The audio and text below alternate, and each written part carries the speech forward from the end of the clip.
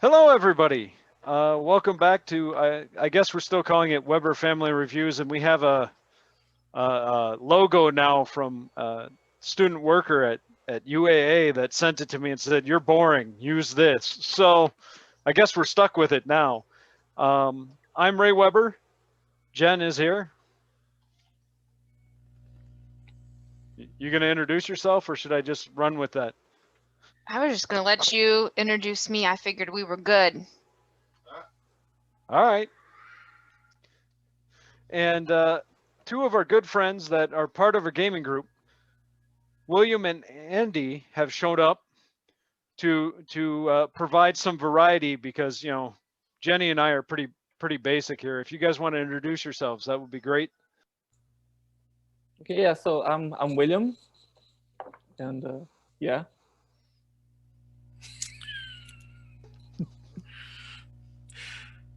All right, William's fascinating. He's holding back, but I'm Andy, and I also have a crippling board game addiction, like everyone else in this room.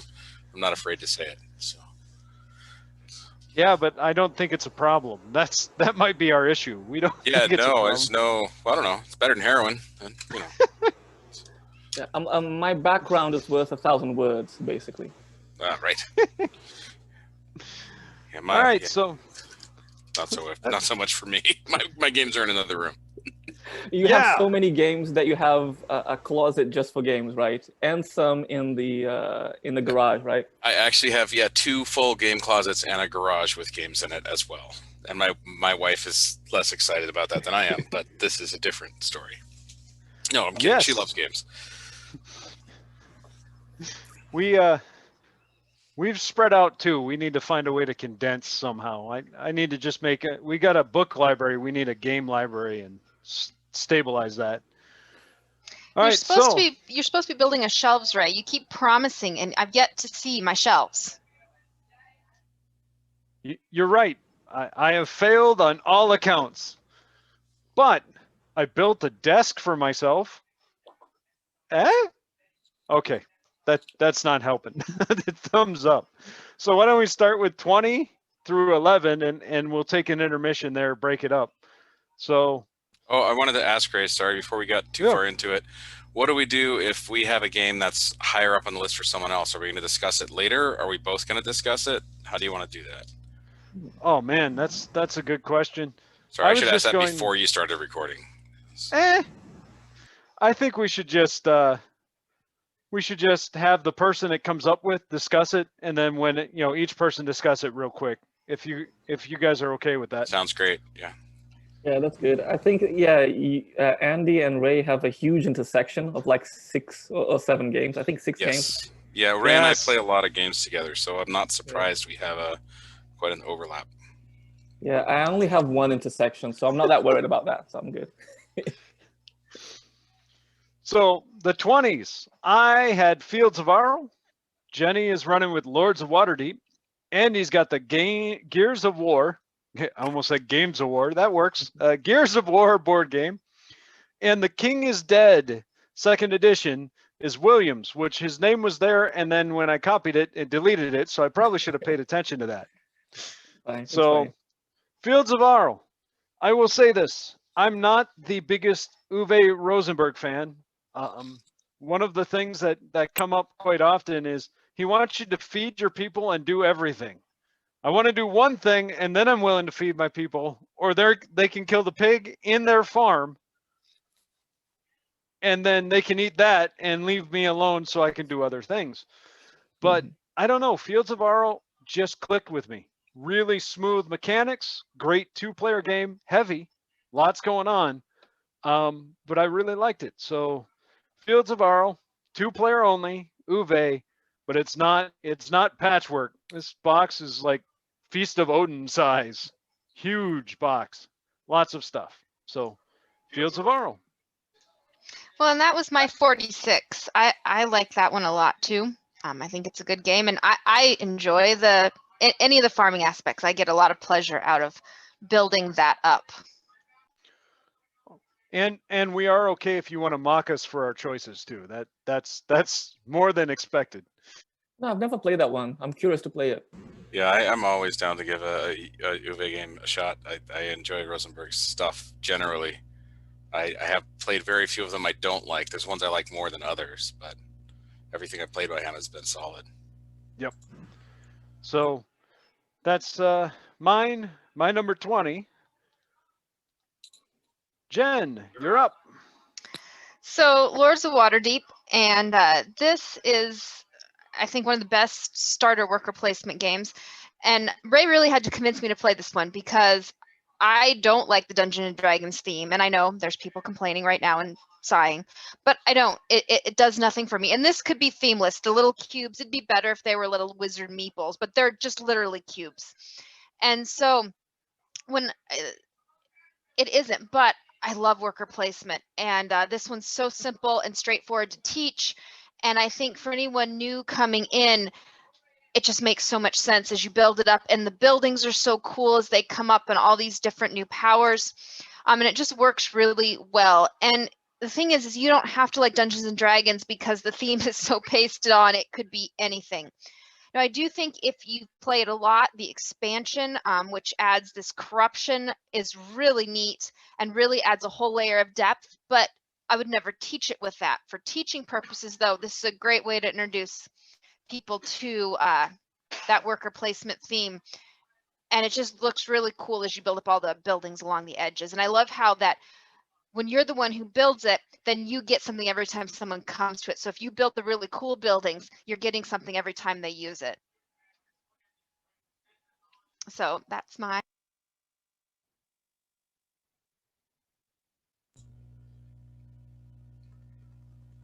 All right, Andy. All right, Gears of War.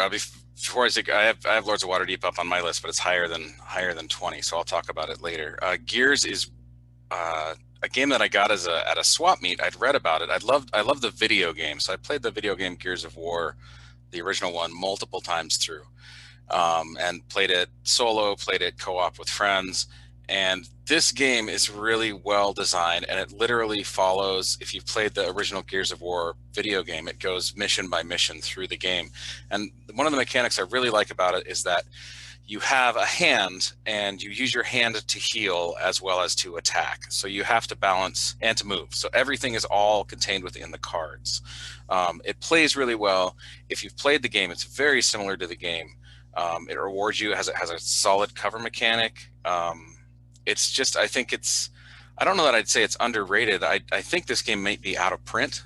I think it was pretty highly rated when it came out.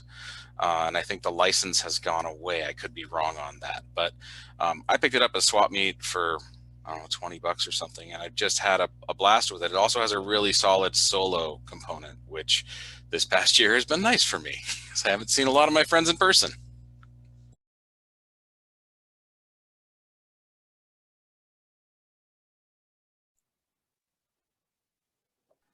All right, the king is dead. William. Yeah, so this came out this year, right? And so I think it's the difference between the second and the first edition. I think it's just that it got like way nicer artwork, and but it was already based on a previous game with a different name, which had like an Asian theme that I can't remember now. So this game is actually, even though the second edition came out this year, it's actually quite old. And I think it either influenced or was influenced by another one on my list, which is Pax Pamir. And this already has the kind of mechanic that a bunch of games that I like have, where you don't play as a faction. You kind of like control every faction, and then you have to try to see who's most allied to the faction that wins, right? And so in this game, you're trying to control Great Britain, right? And there are Scottish, English, and Welsh armies, and you can control all of them. But then you also, at the end, you'll have to see who has the most alliance to the faction that wins. And it's really interesting. It's very minimal in that sense.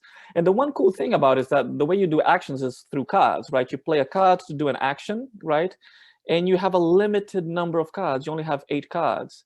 And you can pass as well instead of doing an action. So sometimes passing is the most aggressive play in the game, because while two people are like squabbling over specific territory and you just pass, they're spending cards, right? While you at the end might have a handful of cards while they've used all their actions, you can just like do everything you want. On the other hand, I also noticed that I tried that one game, like I'm just gonna hold on to my cards and not do anything, right? And at the end I'll have full control. But as regions are decided like who's controlling them, they get locked. So the cards that you have in your hand start becoming less and less powerful. So it's a really interesting like strategy game in that sense of like trying to do trying to get the most out of each action that you have, because you all have the same actions at your disposal and they're all very minimal, you know. And so it's just really interesting and really strategic.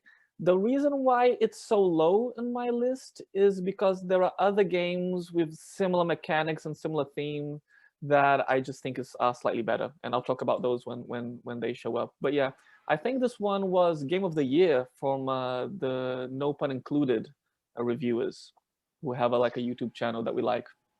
So yeah.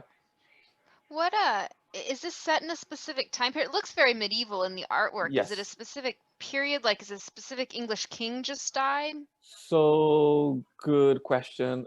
Brooke knows the answer to all of those things because she knows all the history and everything.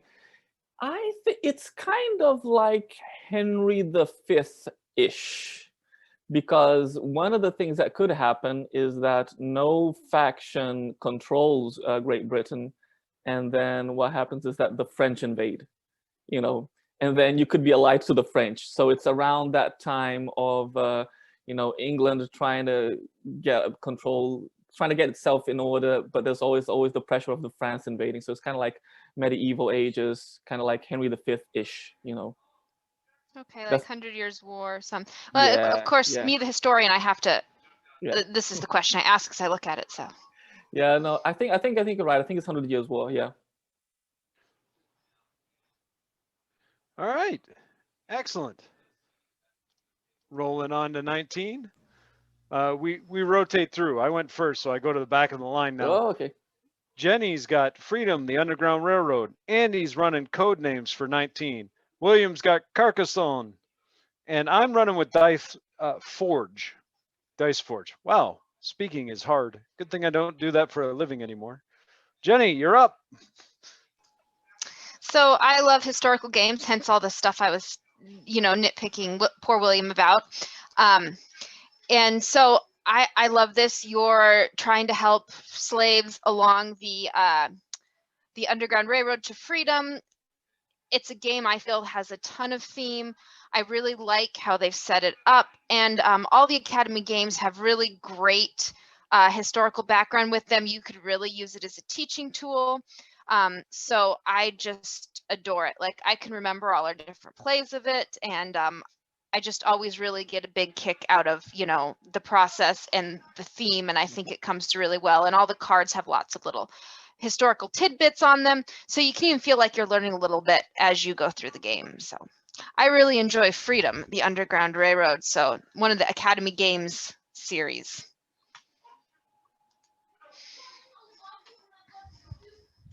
It's definitely one of the ones, it's hard to describe. It's a co-op. It's your 43, right? It is, but it's hard to describe the mechanisms. It is, you're moving, so it's very similar in some ways to Pandemic, where you've got possible actions, but there's a lot more to it than just those actions. There's other things you can do. You can purchase cards that will allow you to do different things, or remove cards that are problems. And your goal is to try and fund it and get as many slaves as you can out to the north. It's definitely a great game. And it isn't easy to win. Like, if you win, you feel you got a hard-earned victory. So. Yeah, my wife has enjoyed this one when she's played it with you, Jennie. For me, Codenames. I love social games. I love party games. I love all sorts of, if it's silly and you got to think, I'm pretty much in for it. I almost put Mental Blocks in instead of Codenames in this slot. Mental Blocks is one of my favorite games to do with a group. If you haven't seen that one, that's an awesome one. But Codenames is really straightforward. Is it 25 or 20? I think it's I don't know, 20, 25. Regardless, you have a grid of words, and you have two teams. There's a spy master who gives hints and can't use any of the words on the board, and then the first team to guess all of their words without guessing the spy wins. And it's one of those games that's unique but super accessible. It's a game that I've pulled out with family members, with people who are not real board gamers, and I think once people understand it, it's a game that is pretty good for everybody, and it's super solid. It's a game. There's probably 6 or 7 different versions, maybe 5 at this point. I don't know if I'm up in the numbers there, but there's at least 4 or 5 different versions I can think of off the top of my head, and I really find that the original one is the one that I enjoy the most out of all the variations that they've done. Codenames, super solid game. As long as you have, I'd say it really shines when you have 8 people playing it. Is probably my prime player point, because then you have 2 spy masters and then 2 teams of 3 collaborating on the clues. It's a hoot. I've never not had fun playing this game. Yeah, I really like Codenames. I think I've even played it remotely, because this is a game I played a lot with my friends in the UK. And so now we sometimes even play it by taking a picture of the board and showing it on WhatsApp and things like that. It's interesting because it's like one of those party games, right? And kind of social game almost. But I remember certain plays so vividly, right? Like certain things that happened are stuck in my head. That one time that I gave one clue and that I got like 5 tiles out of the clue, you know?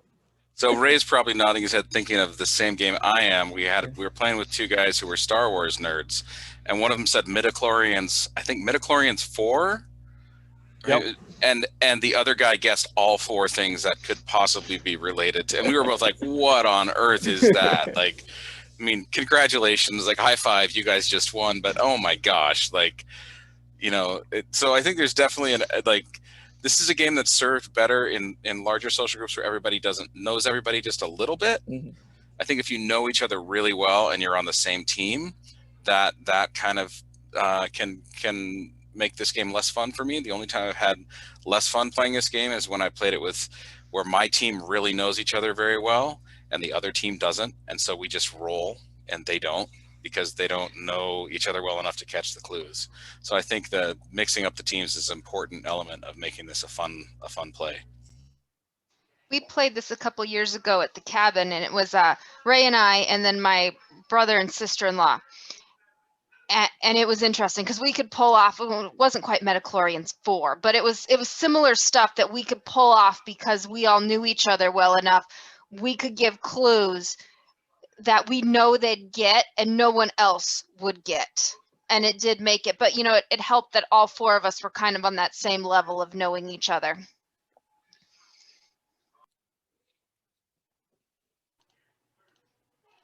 All right, Carcassonne.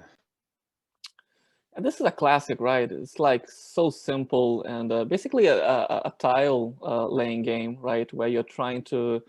Where you're building up the city of Carcassonne, I don't know, and you're putting tiles down. They could have roads, they could have bits of a castle, and you score based on if you put your meeple on a region and you complete it, right? That's the basic of it, right?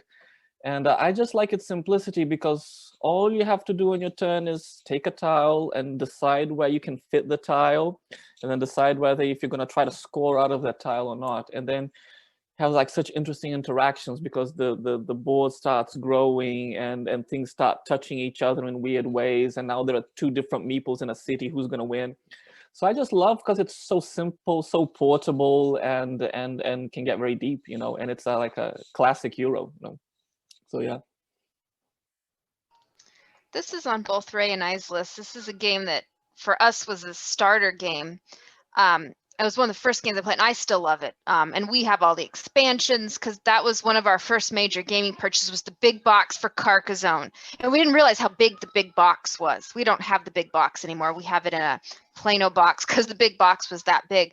But we have all the expansions, and I love some of the expansions. Ray's not as sold in some of the expansions, but I do. I think we have so many games. Sometimes this one gets kind of put to the side, and I love to get it to tail more because I think it's always a good play. Like, I've never had a bad play of Carcassonne, not even with the Princess and the Dragon, and that was probably the expansion that Ray and I like the least.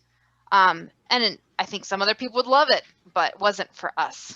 Yeah, this is a super solid game, and I love it. I've always loved it. It's been one of my favorites ever since I started getting into board games. It's probably Catan was the first board game that I got that was along kind of a Euro type deal, and this was the second one, and I still play it to this day. It's one of my wife's favorite games, and I'd like to point out that the app and the console game versions of this game are very solid, and they're very easy and very accessible. And actually, I played those with my daughter Rosie, and Rosie just turned 9, and she does really well in that game. She doesn't quite understand all of the scoring aspects of it, but she groks enough of it, and it's a fun game to play. Yeah, it's a winner, and it doesn't get to the table enough, I don't think, in our group, just because we're sometimes flavor of the week gamers, Yeah. So the one thing with the app, and I have the app, and I enjoy the app. So, and I think I finally figured out how to turn this off. For a while, it would tell you, it would break a tile if you couldn't put anything there. And I'm sorry, I need that hope that I could get that piece. Even if the piece doesn't exist, I don't want to know it doesn't exist. You're just killing my thing. That was my one issue with the app, was like, don't tell me there's no hope. I don't want to know that all hope is lost. Totally valid criticism. Yeah, I agree. That's the only drawback I have for the app as well.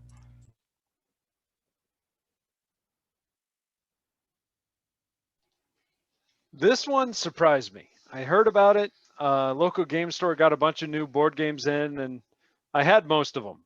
So I went in and I wanted to support the local ones, and I'd heard about Dice Forge and I wanted to buy it. One of the things that concerned me was you're literally building your dice. So you're taking faces off, putting them back on so that you could get resources. Well, we played it and we were like, this is good. Let's play it again. And we've played it 4 or 5 times, 6 times since we've only owned it for probably about 7 or 8 months. And it's gained a lot of play. It's just a fun game. You're rolling dice, but you're trying to roll the dice to get the resources, make your dice more worthwhile. Change the sides, get more resources. And you're also doing a little bit of worker placement-ish, where you're either going to try and get points or try and get more faces for the dice. So this is a good one. So that's Dice Forge. So this was my 45, and this surprised me too, because my biggest concern was, okay, I'm taking on and off dice. Are they, every time I roll it, is it going to go flying? And I was really worried about the components, and it doesn't. The sides are hard to get off, like you have to kind of yank, but they stay on and they do come off. Like, we haven't had any trouble. Sometimes you have to work a little bit, but I was really happy with the components. I felt like I was really worried about this. How are you going to take it on and off? And it actually worked. And that was my biggest concern when we started. You're taking sides off the dice. It's got a Lego-ish aspect, but it works. It's a lot of fun. And I'm not the dice person Ray is, and I really enjoyed this as well.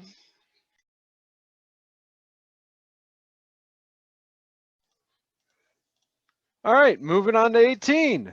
Andy, you were talking about this one before we got started. Legendary. William, you've got Agricola. Me, Cult of the New, Tiny Epic Dinosaurs. And Jennie, Welcome to. So here we go. Andy. So I was actually playing this evening before I came home and hopped on to talk with you guys about games. And Legendary is just a really solid deck builder. I think the only game of Legendary I haven't enjoyed is the one where I forgot to put the henchman in the villain deck, and we got just walloped. Like, it was a brutal beating. But It's again, it's super simple mechanics. It does what a lot of good deck builders do, where you're building synergy. I like that it's like Dominion was the first big deck builder that I played, and this is the first co-op deck builder that I played. And Ray, you guys got me Clank and Space for Christmas, and I haven't played it yet, so I can't put it anywhere on my list, even though it's been quite a while since I've gotten it. But I'm really excited to play that deck builder as well, just to see kind of new iterations. But one of the things I love about Legendary is just that there is so much Legendary. There are so many different expansions. There are so many different themed sets, and then some of those theme sets play very differently. Like I've played the Aliens versus, I played the Aliens one, and it's very different than the core Legendary set. I've got Legendary villains, which I don't like as much as regular Legendary, and I think it's just the theme that I don't like. The mechanics are still solid, and I like that every different expansion adds its own wrinkle to it, and so it's just really fun. It's one of the really accessible ways, if you like the Marvel comic universe, to be able to play with all of those different characters and fight against iconic villains. And really, it's a fun. There is a mechanic for individual scoring, so you can figure out who was the strongest player or who made the most points or had the best deck that they built. I think I've only ever counted that up twice in all of the plays that I've ever done of this game, because this game is such a good co-op that you don't care whether you beat the person sitting next to you in terms of how many villains you defeated. You care and you celebrate the victory of the whole team on Legendary. So I just really enjoyed this one. I will say, you immediately blamed me for the shuffling for that one too, before we figured out what went wrong. Right? Yeah. No, that's true. I did throw you right under that bus. That's on me. Sorry, Ray. I owe you a beer or some whiskey or something. If it makes you feel any better, the first time we played Villains, we even set it up right, and Nick Fury and the Avengers and the X-Men played bongos on our foreheads. So there was. Right. That can happen. Yeah. So the funny story about that was the night before we got in the U-Haul to drive to Alaska, and we were playing on the floor in our house in Ohio, and we're like, we're gonna play this. You know, my dad, who was driving with us, had already went to bed, and we're like, we're gonna play this one game, and we got beat up so bad. Like, I can see us sitting on the floor in the grody carpet in our upstairs bedroom in our house in Ohio, losing that horribly to Nick Fury. I don't think we still have villains. We have a lot of the encounters. We got villains. We still have Marvel villains? I put it all in one box. Oh, okay. Well, obviously that is one nice thing about Legendary, is that the core box has tons of space in it. And the villains core box has tons of space in it too. I actually ended up sorting my villains and my regular Legendary out separate, just because I find that the regular Legendary is more enjoyable than villains to me. I don't have as much fun with it. I think it's a little more challenging than regular Legendary. I really like the theme of some of the encounters. So we have X-Files, and that's the one that made my list down a ways, is because I enjoy the X-Files theme, you know. And then Ray has, we have James Bond, we have Big Trouble in Little China and Firefly, and Ray likes all those iterations, but I'm an X-Files girl. I've played the Big Trouble in Little China one, and that's really fun. If you love that movie, I love that it just kind of embraces the theme of whatever they take for the encounter stuff, and it's great. The X-Files one, next time we have an actual physical game day, I'd like to try to play that one with you guys, because I think that's I love X-Files as well, and I think that would be just kind of a fun romp. Well, we'll do that. You can lose with us, because I think we've yet to win X-Files. Oh, Ray says once. This Halloween, we finally beat, but it was like a normal guy. You get to the end, it's like, all right, Bill the janitor's your opponent. Oh, we got this one. I wanted to take out the smoking man. Nope, Bill the janitor. William, you're up. Yeah, Agricola, right? So this is like probably one of the greatest Euro games of all time. It's won a bunch of awards and all that. It's a worker placement game and a farming simulation, right? And I think it has like a subtitle that describes it really well, which is farming in the 18th century was hard, basically. So this is a game, if you like to struggle and grind and like, oh my God, will my people starve or not, right? And the way we like to play it is with card drafting, because you get a set of cards. You can either just draw some random cards for like the minor developments and the occupations, but we like to draft it so you can get more synergy out of the cards that you play. And so that you just score higher on things that are slightly easier, right? And but I think at the end of the day, I mean, it's not so much about like scoring so high, but just seeing your little farm grow and getting your farm the way you want it to be. You know, I think Caverna, which is Uwe's game, which is some consider to be Agricola 2.0, went more in that direction of just being a big sandbox. I like Agricola because it has that sandboxy feel to it as well, but it's just kind of like more punishing, more hard, and more of a struggle. And I just like the theme as well, you know. And so yeah, that's one of our house favorite here. I like this game. Ray doesn't like it because you have to feed your people, and he does not like that. But I enjoy it. I like the farming aspect. I love all the different buildings that can come out. I just love the variety of it. And I agree with you. Like I think that is 18th century farming was hard. Like, and you feel when you're done, you worked for if your people survived. It's a fine game, but if I want to be a carrot farmer, I can't be a carrot farmer. I can feed my people, but I can't just grow carrots. I got to have some sheep. I got to have some cows. I got to have some horses, or you pay. You're waiting for the carrot expansion for this game is what you're telling me? That's the message. I really like this game too. I played this game with, I think the first time I played Agricola, William, was at one of Brooke's birthday celebrations. And I'd always heard good things about it, but I'd never played it. And I love it. It really does, it has that, you always feel like, okay, my engine's working, and then you run out of time. Like, unless you do it just right, you always run out of time in this game. And I don't see that as a design flaw. Like, that's kind of the, because it is, you have to make sacrifices because farming was hard and is still hard. Yeah, it has this crazy escalation at the end where you have fewer and fewer actions, and you just like this crazy buildup. Will I be able to do everything? No. Yeah. Yeah, and I guess I like it because I think the couple of times I've played it, I've always felt like I'm only a couple of moves from being able to win. Like I haven't won it yet, but every time I feel like, all right, I'm just 2 turns from winning, and then someone else gets their condition before I get mine. Well, I think that you get some satisfaction of it, and I think Ray's problem is he doesn't seem to understand. He doesn't get the historical aspect here, that 18th century farmers had to do a little bit of everything, or they didn't survive. You had to have some horses, you had to have some cows. I mean, I think the theme just comes through really well, and I do think no matter what you play, and I love that all the different buildings, and every time you feel a little bit different because I get to build a different building here. You know, you can't usually just you can't have the same path to victory every time. I don't look for the same path. Maybe next time I want to be a sheep farmer. It's just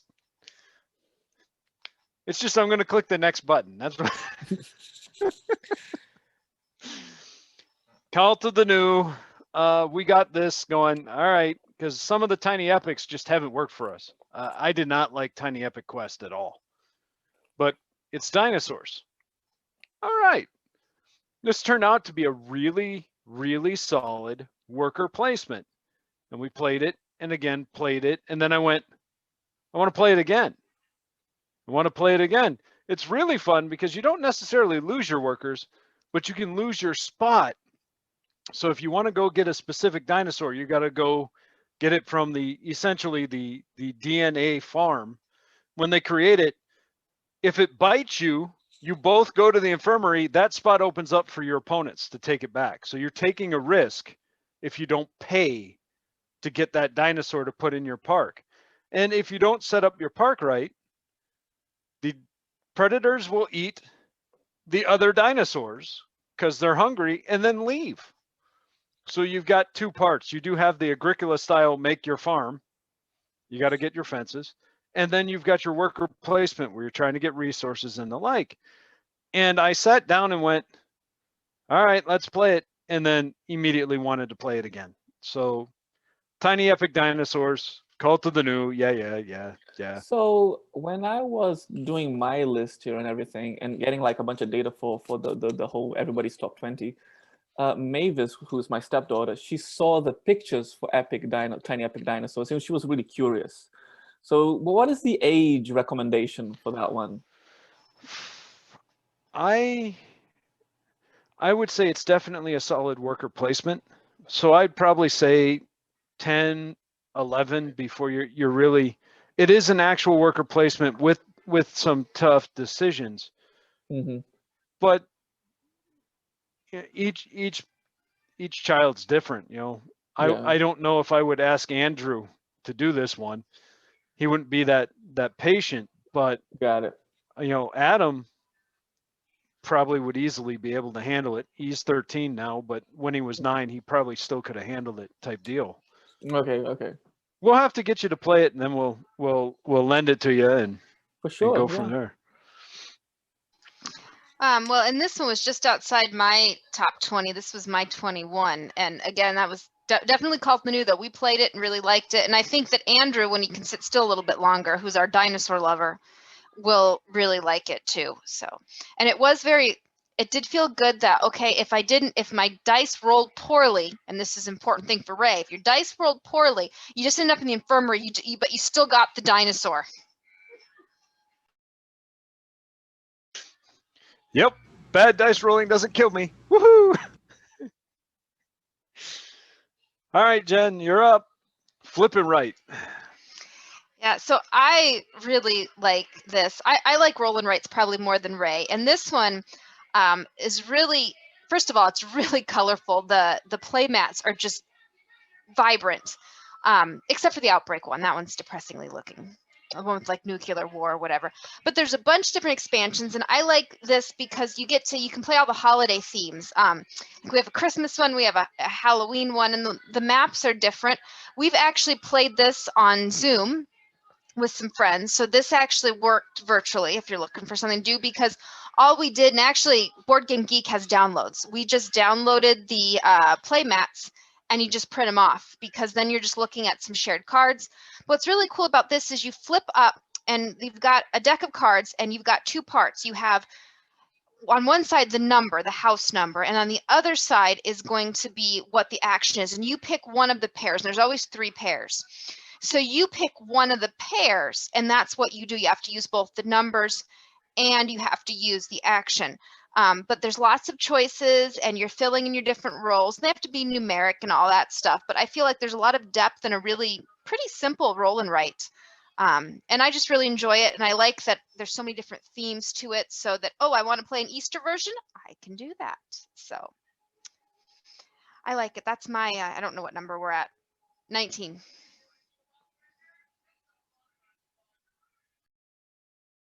All right, moving on. No, that was 18. We're on 17 now. William, you got Secrets. I'm going to go with this one is not Cult of the New. I remember getting this at Origins with my friend there. NHL Power Play team building card game. Jenny's got 1812, The Invasion of Canada. And Andy has probably, I'll say it now, one of the best one versus all mechanics. Not necessarily the most accessible theme, The Others. So William, you're up. Secrets. So this is a collaboration of Eric Lang and Bruno Faiducci. I think the story is that they met in Essen one time, and then they went to like a bar and designed a game while the convention was going, right? And I mean, this is a social deduction game where you have 3 factions. You can either be KGB, CIA, or a hippie, and they score differently, right? You're going for points. The KGB or CIA win if they have the most amount of points added up together, you know, with adding up the points of the individual members. But the hippies win if they have the fewest amount of points as individuals, right? And it's a social deduction game, kind of like, you know, Werewolf and Mafia and things like that. But the reason why I got curious about this and why I got it is because it bypasses all that faff that you have in games like Werewolf or what's it called, the other one, the Resistance as well, like Avalon, where you gotta close your eyes and put your finger up and then open your eyes, etc. I'm like, no, I don't want none of that. This one, you just get dealt your identity with this like big thick poker chip that is placed face down. You get to look at it, and you look at the one to the person to your right, you know. And then the gameplay is, instead of like the whole voting thing, what you have is you pick 2 cards which have actions on them and or points, and then you show everybody those 2 cards, and then you put them down, you shuffle them, you pick one, and you pass to someone somewhere, right? They can either accept that card or they can reject it, in which case you have to take the card. So ideally, you're trying to pass cards with a lot of points to your teammates, and cards with negative points to people who are on the other team, right? And that's where the whole bluffing comes in, right? Because you have some information, etc. But once the cards get flipped over, you can do some actions, such as you can reveal your own alliance, or get to look at someone else's alliance and things like that. So it's a social deduction game, and it can get very chaotic very quickly because your alliance can shift very quickly. You started off as KGB, but then someone swapped your token with someone else. Now you're CIA. And sometimes you don't even know what you got swapped with. You know, you don't even know what you are. Similar to Werewolf, you know. So I like it because it's streamlined the setup for this kind of social deduction game where you have groups and everything, where you don't need to like have the whole close your eyes, open your eyes kind of thing, because we want to play this during game nights where it could be a bit chaotic, you know, and having, you know, your phone playing the instructions might not be adequate, you know. So I've enjoyed this. It doesn't have a particularly high rating on BGG, but I've always had fun with it, and the components are really nice. The artwork is really nice, and you can get into like some interesting puzzles on it. Like at one point you can like, oh, I figured out who everyone is. But then one person can just play a card that switches things without anyone knowing, right? And you're like, oh my God, I've lost it, you know? So yeah, that's my kind of like social deduction game here on my list. So I like deck building. I like it a lot as a mechanism and as a way to do things. And this one has a certain amount of simplicity, but it makes sense. Your attacker, you actually want to take shots on goals. The people who get the most past the goalies win the game. You get 5 goalies, you're done. You win.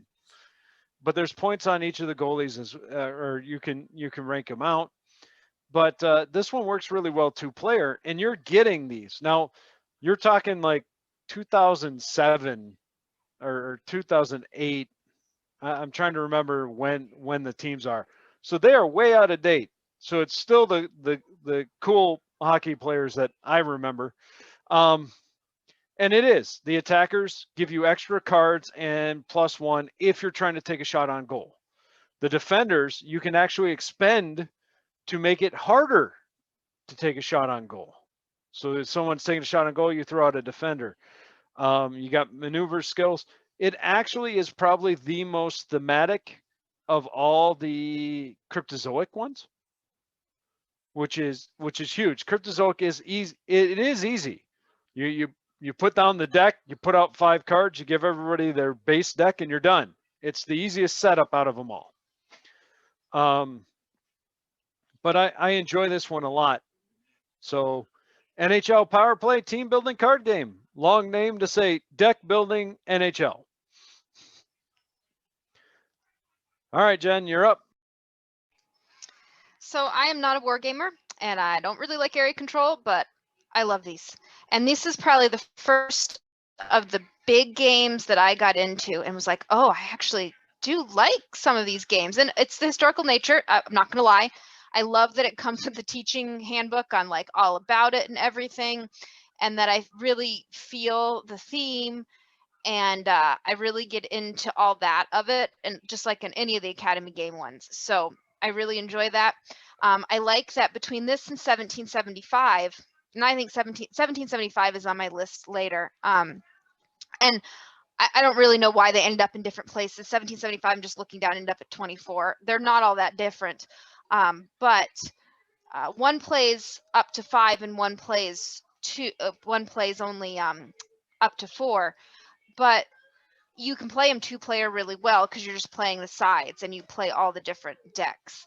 But really enjoy all the historical natures. And as I said, it's one of those games that actually feels, I don't know, I guess because of the historical nature, I can look past like the area control and the war game mechanism of it work for me when for the most part they won't. So, I think if you're into historical games, maybe done some more, that these could be really the games for you to get into. And any of them, 1812, 878, 1775, these all just fabulous games.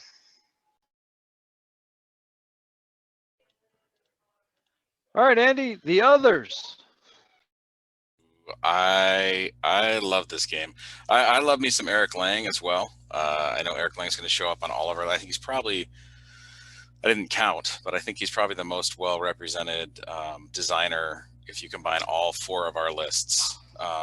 And the others, I think, is I love 1v all games. I love being the one. I love playing as part of a team against one other person. I think they sometimes fall prone to like the alpha gamer syndrome with the teams that are playing against the one. The others is the tough part about the others is the theme. I think that if it had a different theme or a less adult theme, like, I mean, you have a bunch of like, bad guys that are in like gimp suits. Like, there's some stuff here that's not going to be mainstream, and there's some super hypersexualized characters, and I think unnecessarily so. Like, I don't know why they chose that particular graphic design to go with this game, because this game is, one person plays one of the 7 deadly sins, right?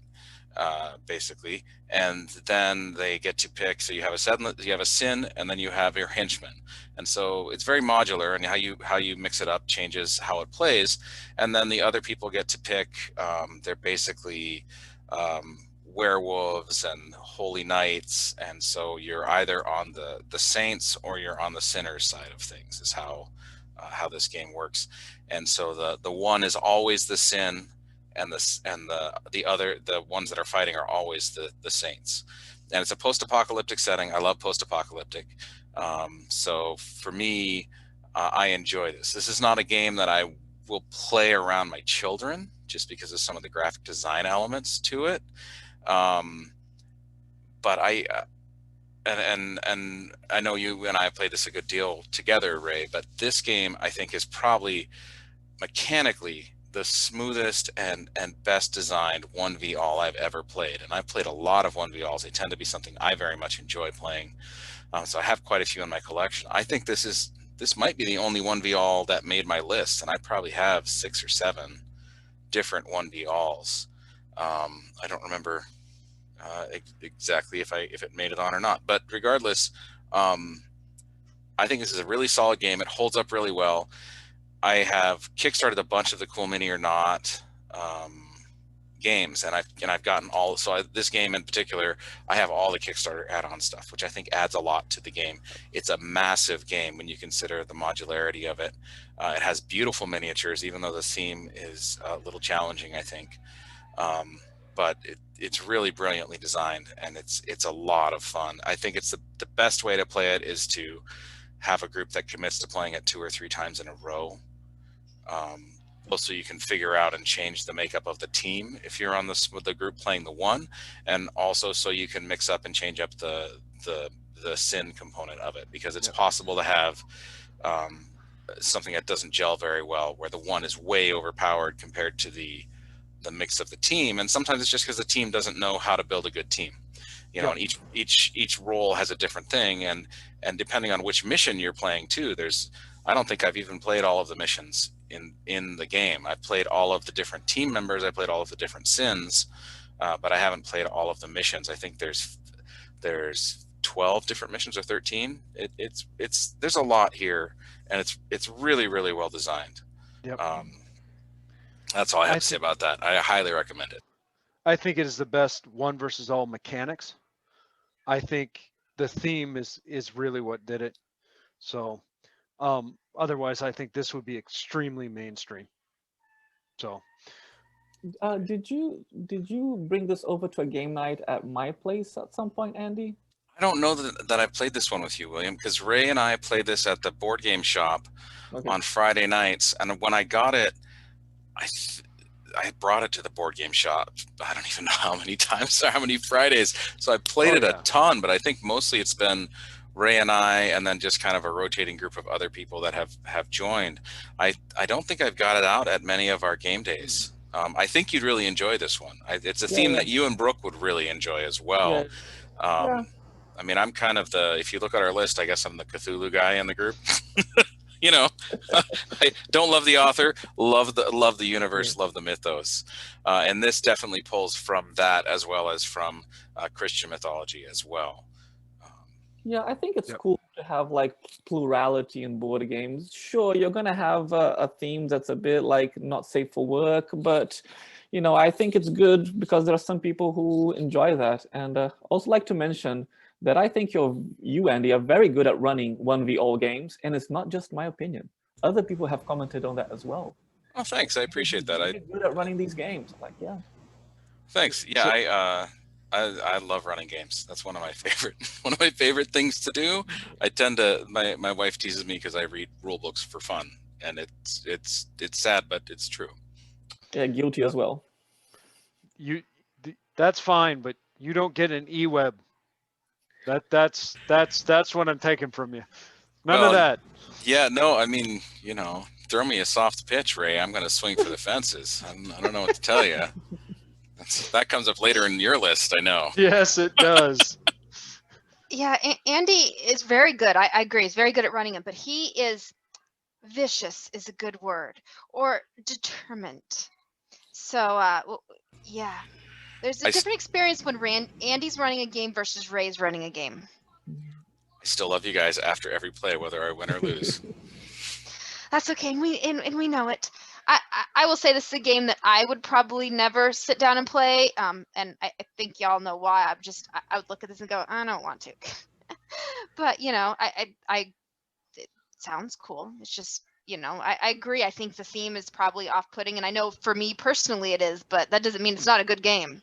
Right, and I think that's part of why. So William, you asked if I had brought this to any game nights at your house, and Ray and I have talked about bringing this game to game nights because we both like it very much, and we've not brought it because there are some folks who come to our game nights, Jennie as well as a couple other people who we didn't think would enjoy the theme very much. So, you know, I think it's a shame. I see your point about there are people who really enjoy this and they should have that. You know, they should have this as their thing.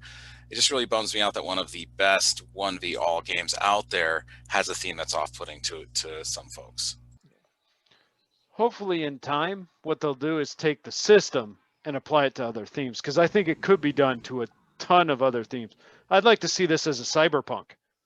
Yeah. Well, and actually one of my higher rated Cthulhu games steals some of the things from this game.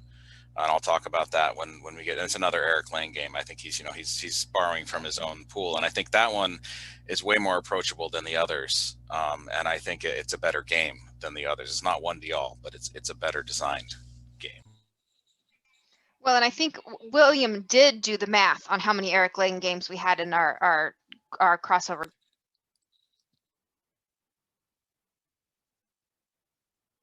Do share. So I think, so I saw, the designer who is most prevalent, Eric Lang comes in second. The most prevalent designer is actually Uwe Rosenberg, appearing 7 times in our lists. You know, sometimes with the same game, right? But I counted that as well. But Uwe Rosenberg appears 7, Eric Lang appears 6, Stan Kordonski, is that the guy who did the Twilight Imperium, I think, and Star Wars Rebellion? No, that's Cory Konitsia, right? Can't remember. Who are these guys? Anyways, they are 3rd place and 4th place, I think, in terms of showing up. But the most ubiquitous designer is Uwe Rosenberg, because he shows up the most and in everyone's list. I think Eric Lang does not show up in Jennie's list. Just messing the system up. I know. All right. I'm just adding variety, Ray. Variety. Okay, number 16. We've got Scoville for me, Reykholt for Jennie, Lords of Waterdeep for Andy, and William bringing in the classic Puerto Rico. So I'll roll right into it. Okay, the theme drew me into this, but this is a solid worker placement, and I guess not necessarily a worker placement, but a you got to move your guy around to plant the peppers and collect the peppers, and then you got to get the peppers, your breeding peppers, to be able to go and get different peppers or points, and then you want to make the best chili recipes. It sounds more complicated than it is. It really is a fun Euro, I'd say light to medium. Some people would probably argue with me, probably closer to medium, where you're trying to trade peppers for other peppers. You got to plant some. Well, if you plant them, you can't use them. You get all this stuff into place, and then you're trying to get the best chili recipes. And chili is good. That's it. That's all I'm going to say about that. Chili is good. This one surprised me at how much I like it, but I love playing it. Every time it's an option, I jump on it. So that's Scoville. I always want to say Scoville, but Scoville. I played this once over at your guys' house, and I remember I had like a terrible game of it. The game is great. It's really good. And I was like, this game is amazing. And I had like this plan of getting like the most expensive pepper, the ghost pepper or something like that. And I thought it out and I planned it out because there's multiple paths to victory in this game. You know, it's very clear from the very beginning. And I wanted to go for like the one that is the hardest to achieve, but then we'll get, or slowest to achieve, but then we'll get the biggest payoff, right? So I wanted to get the most expensive pepper, you know. And then at one point, I made this calculation of like, okay, I'm the only one who can get this. I'm fine, right? But then I hadn't realized that I had left the table at one point to go feed my kids in like real life. Then when I came back, I didn't see that. I think it was Liz Williker was able to also get the ghost pepper, and she got it before me and wrecked my game, completely wrecked my game. I was like, you know, so I blame my kids for that, not my error in calculation. But I want to play that one again. I want to redeem myself in Scoville. I love this game, and you'll see it later in mine. And I like how you watch the pepper plants build out. Like, it's really cool on the table. And it's really neat, the spatial orientations you're going through. How can I get places? And you've got these there's certain tokens that allow you to break the rules once per game, once of each rule. And when do you use them? Because does it get you that ghost pepper, as William was mentioning? Or does it allow you to build that chili recipe that's worth, you know, 20 points? And it's really nice. There's a bunch of different things. There's a bidding mechanic, and you can bid 0 and not care where you end up, or you can, you know, so really lots of fun. Yeah, it's a very rich game. There's a lot going on, but it doesn't necessarily make the game that heavy. And I think one of the things that I find interesting is that it has, you know, variable player order. This is something that I've been very interested in, games that have that kind of thing, that the player order shifts, you know, because I think more games should have that, you know.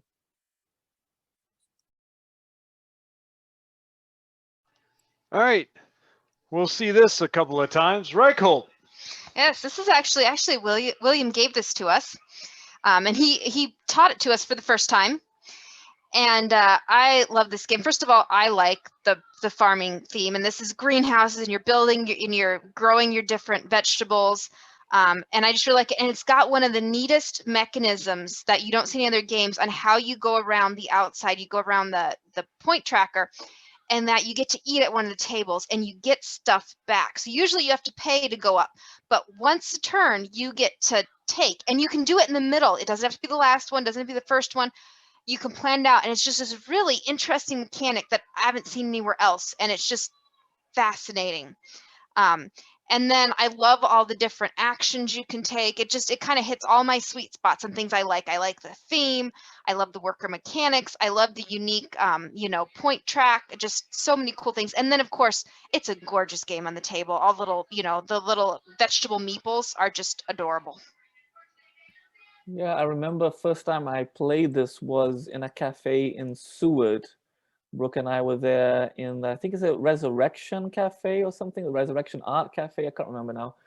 But, we set it up, we were playing it for the first time, and people would gather around like, what is this? Because it's a board game, but for people who are new, who aren't part of the hobby, they haven't seen a board game with just like vegetables and farming, and it's really pretty. So I think it's a great gateway game because it's got like solid worker placement, simple, kind of lightweight game, and that's very attractive. And so it draws people over to see like what's going on, This one is featured in my list as well, and yeah, I think mostly for the same reasons as that Jennie pointed out, like very solid and very, very, very pretty game, great artwork. Jennie, Lords of Waterdeep. Oh wait, no, you just me. got it. Andy. Oh well. Oh, that's okay. Jennie liked Lords of Waterdeep earlier. And yes, I also like did. Lords of Waterdeep for many of the same reasons that that Jennie does. I first played this game at a game day at your house, and then I got it myself last year. And it's just a super solid worker placement. For me, the theme is a selling point because I enjoy D&D and play D&D.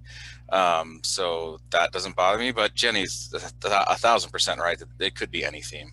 It wouldn't matter what you skinned this with, but it's a super solid worker placement game, and it's also a very accessible game. It's very easy to teach. It's very intuitive, and I find, and I haven't played it enough to figure out which buildings are better than other buildings yet. So there's a point where a game gets played out where you have all the math done in your head for what are the best routes to victory on it, right? And I haven't reached that with this game, which I think is why it's so high on my list of games.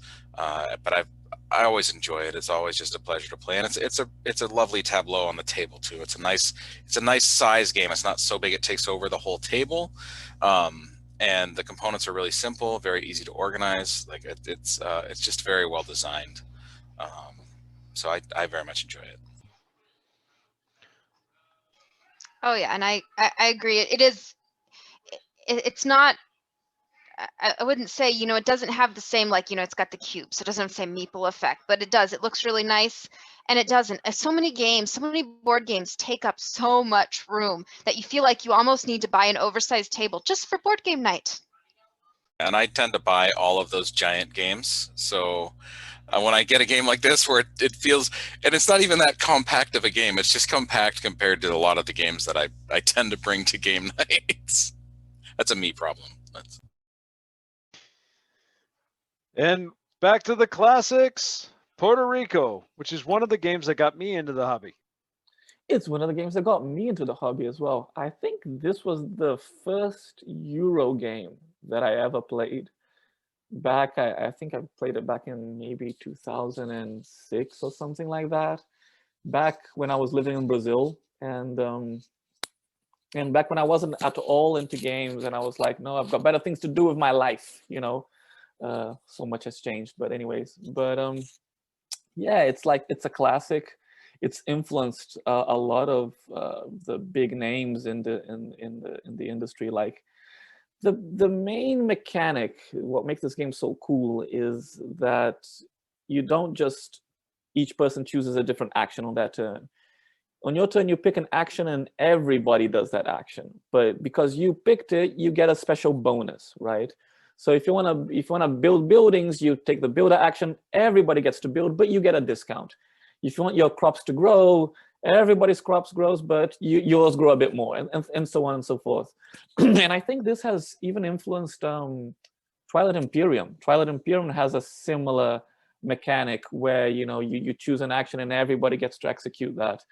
And it's just very well designed, very elegant, and I find it fairly simple. I always say it's simple, but then it's considered fairly heavyish on BGG. But yeah, it's just it's got like a big tournament presence as well, and I think it's even being solved for 3 players. For 3 players, people have found out what the optimal play is because they've played it so much and so much thought has gone into this game. And I think it was also the game that stayed the longest in the #1 spot on the rankings of Board Game Geek for almost like something like 6 years. I think it came out in 2002, and I think it was dethroned by Agricola in 2008 as the #1 game of Board Game Geek.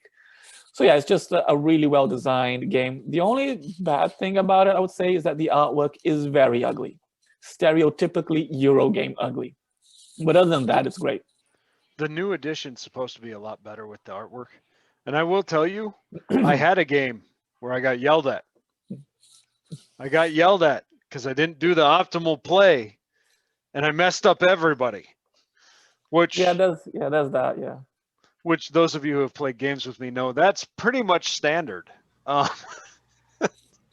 not playing for everybody else to win, Raymond. That's not how we play.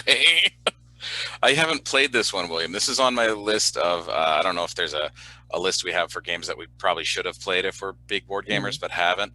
I've been in rooms where this one is played. I've watched people play it. I've heard very good things. I've just never happened to be at a table and play it. Well, we'll break it out.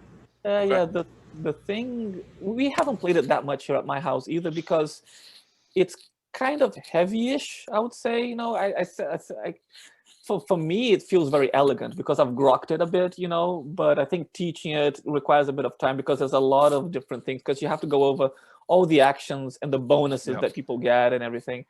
But it's 3 to 5 players, I think. So it's not 2-player game. There is a 2-player variant, but we're never like, it wasn't made for 2 players, so let's go play something else.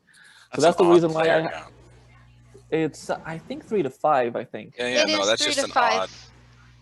So we've played the 2-player because we have both this and San Juan, and both this and San Juan made my list. And San Juan's the like card game version of it. And Ray and I have played San Juan countless times, and the 2-player works okay. I could see it being better at 3 to 4, but we've got the 2-player down. It's just where you take turns kind of getting a double action and it goes back and forth. And I know I'm pretty sure we've done that with Puerto Rico too, because we never have 3 players when we're trying to learn a game. We almost always learn at 2-player. Yeah, Puerto Rico has that thing that the older Euro games have, where there's no fighting, there's no conflict, but it can be brutal. Like you lose all your things if you don't do the correct thing, right? So this one has the action, which is the captain action, which is to fill boats in with your goods, and you score victory points based on how many goods you shipped, right? But there aren't enough boats. So when you take that action, you're going to go first, but the person who's going to go last might have to like destroy all their victory points, basically, or their opportunity to gain victory points. So I guess that's why maybe with a higher player count, it starts getting more thinky, you know, because you really have to factor in play order. And the way player order works as well is very interesting as well, because the starting player changes and things like that. So yeah, it's a solid Euro that can become slightly vicious during one aspect of the game, like a lot of Euro games have that, you know.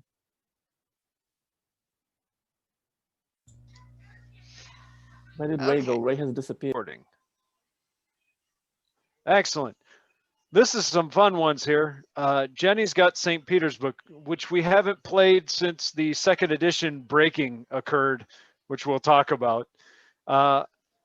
Andy's got Karam or Crokinole, which is awesome.